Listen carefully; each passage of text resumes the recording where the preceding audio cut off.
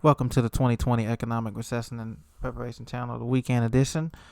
Today, it is apparent that there is no progress made in the sickness talks. And it's not just about the unemployment extension add on money, but other issues remain. Stores continue to close in big cities such as New York, Chicago, Los Angeles, Dallas, Fort Worth, Maryland, D.C., St. Louis, Miami, and other places.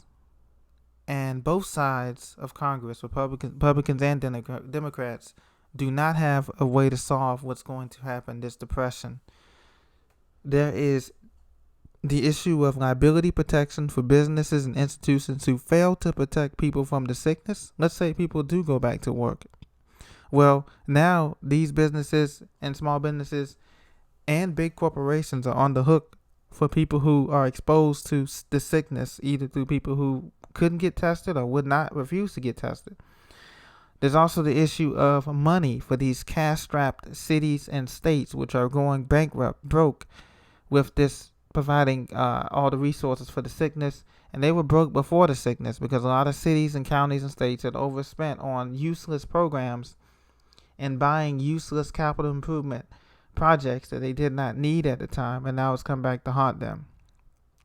Next up, we have the issue of money for help schools reopen. And in the next stimulus bill is supposed to be $100 billion given to these schools to help them reopen.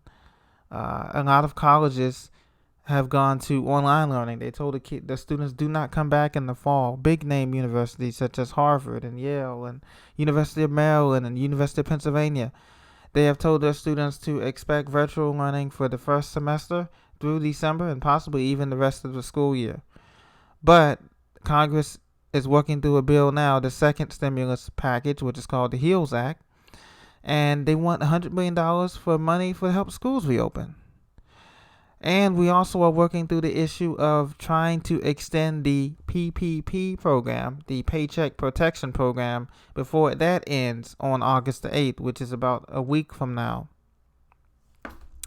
So you see, we have a lot to work through, and as you know, Congress is heading on another recess break after August the 8th. And so they are on a deadline crunch.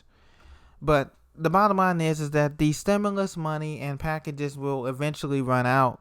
And the honest truth is that this is the last year for rainfall money, for both parachute money, for both Main Street and Wall Street.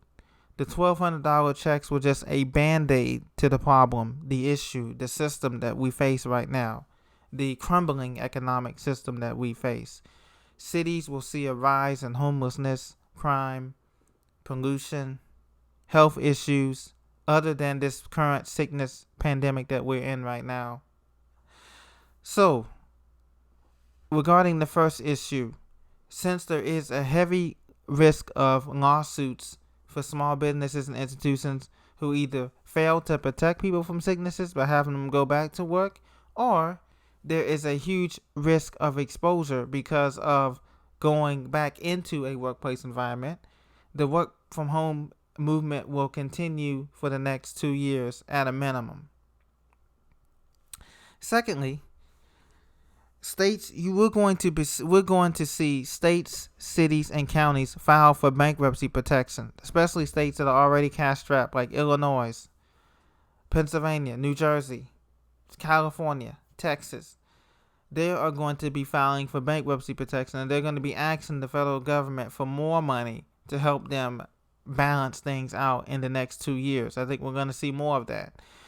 Remember now, a lot of the corporations in these cities such as Chicago and New York have already going to be used most of their PPP loan, the Paycheck Protection loans and other loans. They will be expiring coming up August the 8th, and they will have been used up all those funds either on dumb stuff that they didn't need, such as companies that they gave the PPP loans that had to return the funds, and some didn't return the funds. Some companies received over $80 million in funds, and they went out and bought Ferraris and had all kind of workshop meetings and things for the benefit.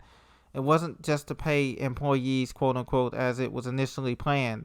And so now Treasury Secretary Steven Mnuchin is saying that the next round of stimulus checks, he hopes to curb that by making it stricter and more stringent requirements, quote unquote, for these businesses to get these loans. But we all know that's not true, because Even individuals who did not have a big corporation, people who worked in the gig economy, Uber drivers were getting $1,000. Some people got up to $10,000 through the EIDL grant. Look it up, the idle grant. Some people were getting from $1,000 to $10,000 just because they had a sole proprietorship or a gig economy worker.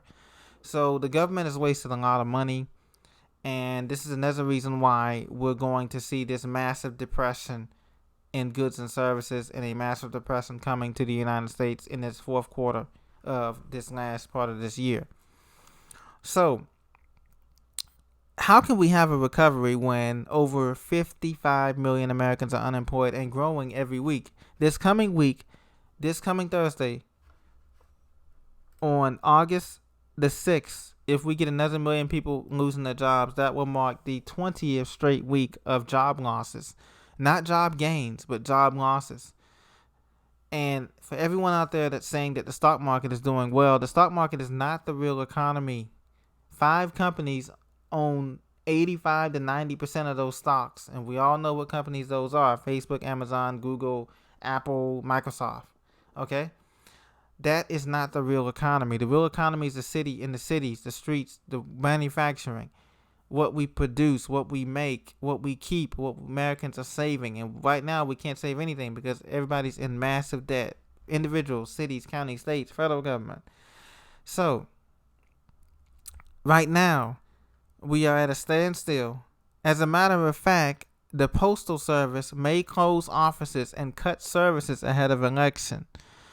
Postal Services are already struggling. They may cut services according to MarketWatch.com.